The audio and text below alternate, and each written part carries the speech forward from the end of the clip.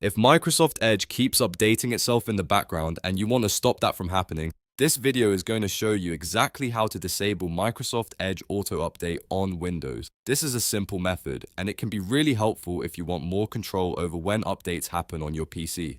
Just keep in mind that disabling updates can leave your browser without the latest features or security fixes, so only do this if you understand the trade-off. If this video helps you out, please hit the like button and subscribe for more quick tutorials like this. Alright, let's jump in. First, on your keyboard, press Windows key plus R to open the Run Dialog box. This is the fastest way to get to the Windows Services Manager. Once the Run window appears, type Services.msc into the box and then press Enter. That will open the Services panel, where Windows lists all of the background services running on your computer.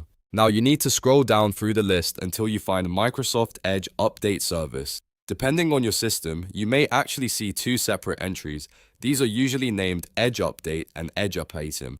Both of these services are responsible for checking for and installing Microsoft Edge updates in the background. When you find the first one, double-click it to open its properties window. In the General tab, look for the Startup Type drop-down menu. Click it and change the setting to Disabled. This tells Windows not to launch the service automatically when your computer starts. After that, if the service is currently running, click the Stop button to turn it off right away. Once the service has been stopped, click Apply and then click OK to save the changes.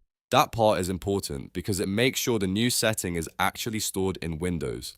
Now go back and repeat the exact same process for the second Microsoft Edge update service if you see it on your machine. Again, double-click the second service, set Startup Type to Disabled, click Stop if it is running, then hit Apply and OK.